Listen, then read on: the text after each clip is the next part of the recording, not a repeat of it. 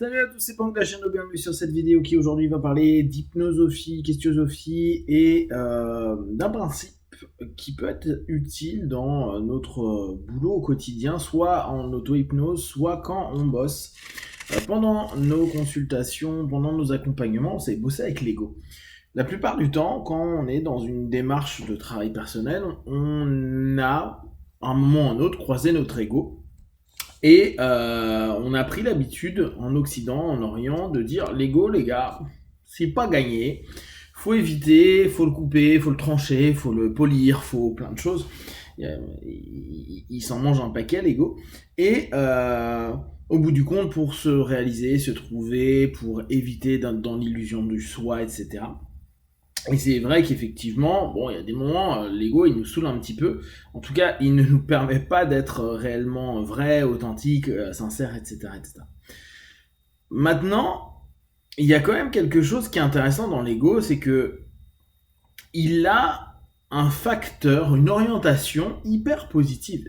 Il est prêt à distordre toutes les réalités pour aller dans une espèce de mensonge acceptable, une suggestion en somme qui peut être répétée et encore, tu es comme ça, mais en fait t'es vachement bon là-dessus, ah t'es quand même vachement beau gosse, ou t'es vachement comme ceci ou comme cela, ou non, non, ça, non, non, non, ça, tu n'es absolument pas nul là-dessus, tu es plutôt pas mal, même s'il y a des gens qui sont meilleurs que toi. Bref, on arrive à transformer complètement les réalités communes, alors après, on peut papoter tous ensemble des réalités communes, mais en tout cas, de la perception qui peuvent être perçues par beaucoup de personnes, et que nous, on se dit, ah, c'est bon, là, c'est parce que les gens comprennent pas, ou ils sont trop cons, ou ils ont pas vu les bonnes choses, ou ils ne savent pas. Les vrais savent, hein, comme on aime bien dire.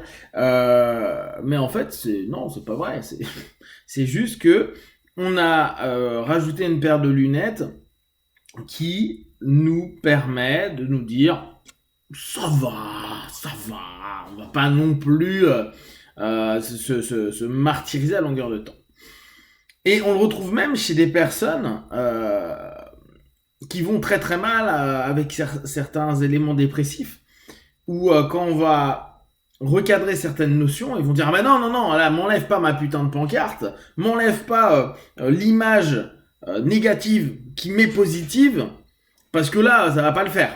Donc en gros, l'ego à ce moment-là qui est nourri par des pathos et des patterns qui sont dissonants, destructifs, etc., ramène quand même une espèce de validation identitaire à un moment donné, en tout cas l'illusion d'une validation identitaire, et on se dit bah ouais, si tu m'enlèves ça, je suis vraiment plus rien, alors que peut-être inversement, si on enlève cet aspect-là, on revient vers quelque chose de plus positif. Mais à ce moment-là, dans le négatif, il y a du positif pour se nourrir au travers de ces choses qui certes nous font du mal, mais n'oubliez pas, on n'est pas nécessairement fait pour ne vivre que du bien, et qu'il n'y a pas que du bien qui nous fait du bien, mais du mal peut nous faire du bien. C'est compliqué tout ça.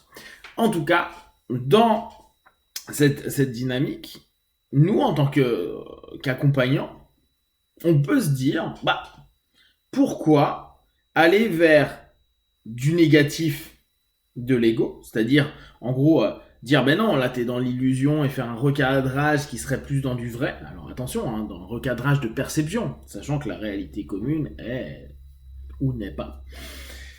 Et, à partir de là, exploiter cette notion égotique pour en faire un levier qui permettra d'avancer et d'être plus en phase.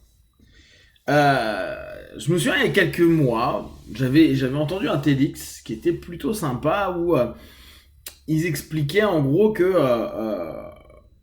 il était préférable d'orienter vers du positif, et là c'est amusant parce qu'on retrouve quand même ce qu'on dit beaucoup dans l'accompagnement, notamment dans l'accompagnement à la suggestion en hypnose, en sophro et dans des trucs comme ça, où on dit orienter plutôt vers du positif, parce que quand il faisait des tests en orientant vers le négatif, on allait créer des phénomènes de rationalisation, et je crois qu'il y avait un truc qui était sympa qui était avec la clope, où mettre les gars qui sont en train de crever sur la clope ne va pas forcément faire plus de changements que ça. Et certaines personnes, quand il les interrogeait, il disait ouais mais moi mon grand-père il est mort à 90 ans alors que c'est un fumeur. En gros il y a une rationalisation pour se dire non mais moi c'est bon, je vais passer à côté. Hein. Alors commence pas à m'emmerder avec tes suggestions à la con, moi je vais ailleurs. Je distord, mon ego il dit hey, oh tu sais à qui tu parles là? Non moi c'est good. Donc là j'avais trouvé ça assez génial dans le sens où effectivement on le sait bien avec l'étude des métamodèles pour ceux qui bossent un peu sur la PNL ou sur l'hypnose PNL, on va avoir généralisation, distorsion, et à ce moment-là, on sait qu'on va assez facilement transformer les choses pour que ça nous rassure, pour que ça nous amène quelque chose de plus ou moins acceptable. Alors on sait qu'on le fait aussi à l'inverse, hein, mais là, ce que je veux vraiment vous montrer, c'est que l'ego, il a cette tendance-là. Et au bout du compte, ça peut être sympa à exploiter. Montrer que l'ego, dans le fait qu'il veuille montrer,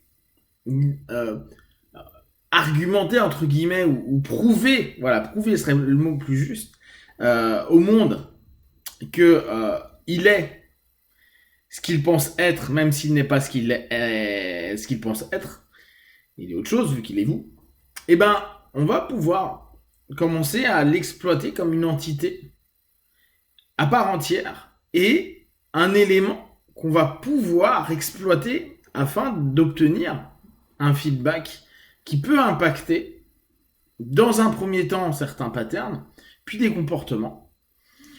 Alors, oui, bien sûr, et j'entends déjà les questions qu'il y a dans ma tête surtout, hein, c'est de se dire, ouais, mais là on l'emmène vers du faux. Ouais, vers du faux. Mais là encore, je reviens sur qu'est-ce qui est vrai, qu'est-ce qui est faux. Il y a des gens qui se mitonnent toute leur vie, qui racontent des conneries toute leur vie, qui vivent dans leur ego de façon surdimensionnée, et qui vivent bien plus heureux que ceux qui s'enferment au fin fond d'un temple. Lisez un petit peu la littérature japonaise sur le zen. Vous voyez le nombre de moines qui deviennent complètement fous à vouloir couper leur ego. Et puis bon, on le voit sur plein de choses. Beaucoup de personnes qui sont plus égotiques sont souvent à des postes de l'État bien plus élevés. Ouais, quand je dis État, c'est entreprise, etc., que des gens qui sont dans une forme d'humilité, dans une forme de recherche d'eux-mêmes, etc. Donc, ok, sur certaines valeurs, développement spirituel, etc., ça peut ne pas convenir. Mais les gens qui viennent en cabinet ne nous demandent pas de se développer spirituellement, hormis certains où c'est leur quête. Mais la plupart du temps, ils ne vont pas voir un accompagnant qui fait de l'hypnose, de la PNL et de la psychothérapie psychopratique. Donc, ça peut, voire même c'est, un super élément pour que les gens puissent avancer. Alors bien sûr, à nous, après, de permettre à ce que ce soit un levier et non pas une simple identité ou un masque de plus qui est mis. Donc utiliser l'ego comme un booster pour peut-être faire sortir d'une situation psycho-émotionnelle bloquante, dérangeante. Et après, peut-être recadrer tout ça une fois que c'est plus connecté à notre partenaire et qu'il y a nouvelles façons, nouvelles perceptions de voir, nouvelles façons de se comporter. Et en gros, retravailler après sur l'identitaire. Mais on sait bien que les accompagnements sur l'identitaire sont des accompagnements qui sont complexes parce que beaucoup de personnes ne sont pas prêts à, et même quand on est prêt, il y a des moments où ça fait trop mal et on se dit ouais, on va se détendre, hein. J'étais bien moi avec mon masque, hein. Foutez-moi la paix. Donc voilà, je vous invite un peu à cogiter à l'ego peut-être de façon ressource et moins de façon c'est une saloperie, c'est une illusion, je ne suis pas. Voilà, si vous avez des questions et des remarques, vous partagez sur Facebook, YouTube, je répondrai le plus rapidement possible. Comme d'habitude, de tout ce que je propose, ne prenez que ce qui est bon juste pour vous tester, observer, analyser et concluez. Be one, ciao.